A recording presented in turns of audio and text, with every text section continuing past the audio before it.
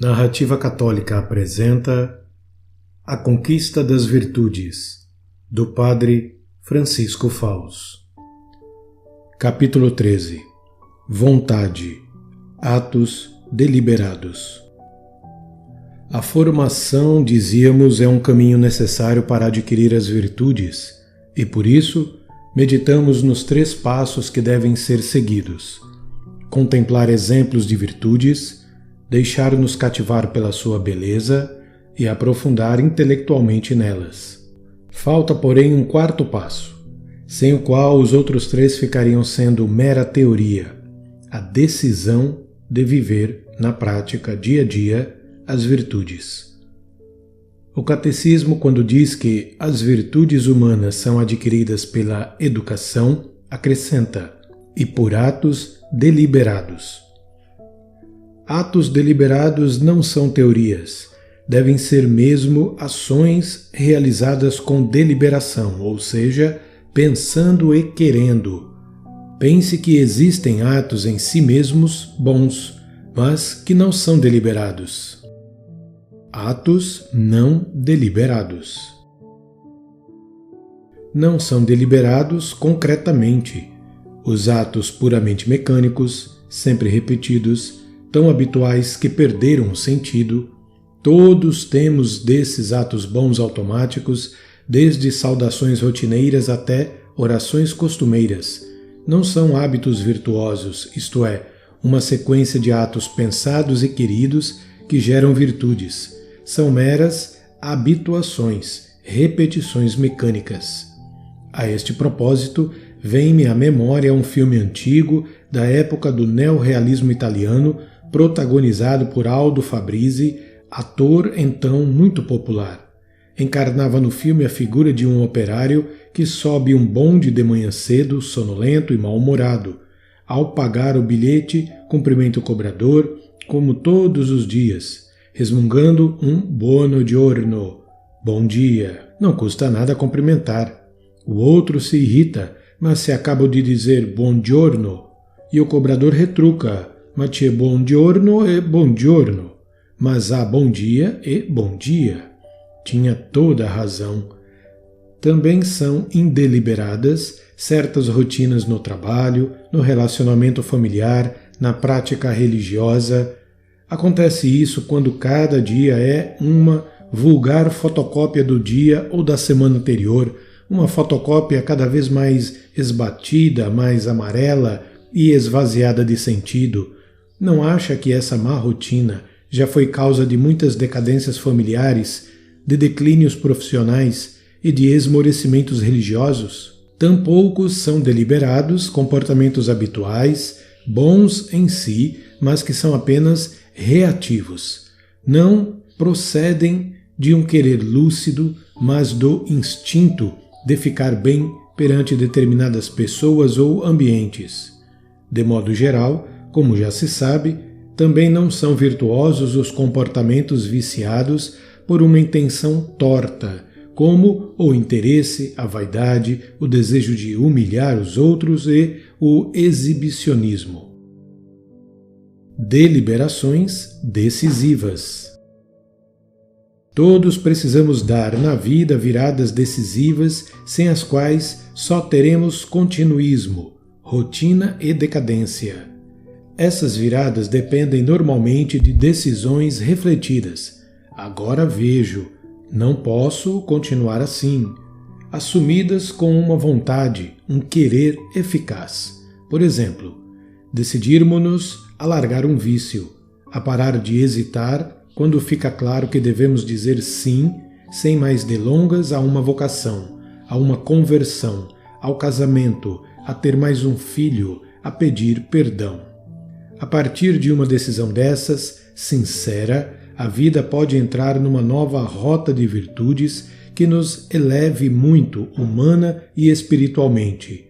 Naturalmente, a conversão é apenas o detonador de muitos atos virtuosos que deveremos praticar. Falaremos disso no próximo capítulo. Isso foi o que aconteceu com Santo Agostinho quando, após anos de reflexão, oração, hesitação, medo e angústia, resolveu pôr ponto final aos desvarios, abraçar a fé católica, praticar a castidade e receber o batismo. Com a ajuda de Deus, foi o início de um dos roteiros mais maravilhosos de santidade, virtudes heróicas e sabedoria cristã da história. Para isso, porém, é preciso que a vontade não fique num desejaria, mas que seja um quero, formulado com toda a alma. Quantas vezes não se poderiam aplicar a nós estas palavras? Um querer sem querer é o teu. E ainda estas outras. Dizes que sim, que queres, está bem, mas queres como um avaro quer o seu ouro, como uma mãe quer o seu filho, como um ambicioso quer as honras ou como um pobre sensual o seu prazer. Não, então não queres. Temos boa vontade ou vontade boa. Há um ditado que diz que o inferno está cheio de boas vontades, daquelas vontades que, na realidade, não querem. Para ter virtudes autênticas, insisto, são necessárias decisões iniciais firmes, vontades boas, que nos lancem a assumir com coragem e fé em Deus uma luta prolongada, com empenho incessante, concretizado por meio de muitos atos deliberados, pequenos e constantes. Só assim se forja o caráter e a personalidade do cristão. Lembra o que dizia São Paulo? Nas corridas de um estádio todos correm, mas bem sabeis que um só recebe o prêmio. Correi, pois, de tal maneira que o consigais. Não sei se corremos dessa maneira atrás das virtudes, mas seria muito bom que o fizéssemos, começando por algumas, bem claras e definidas. Pense, que metas de virtude tenho agora? Que corrida quero vencer? Talvez lhe custe dar uma resposta. Sabe por quê? Porque não pensa na vida como deveria fazê-lo. Aquele que não se esforça por ter frequentemente momentos tranquilos e sinceros, paradas no meio da agitação diária, para meditar sobre a vida, fazer balanço, tirar conclusões, está se condenando a ir tocando o barco e a chegar ao porto errado, com o barco vazio de virtudes e cheio de rotina e entulho. Alguns meios para conseguir deliberações decisivas.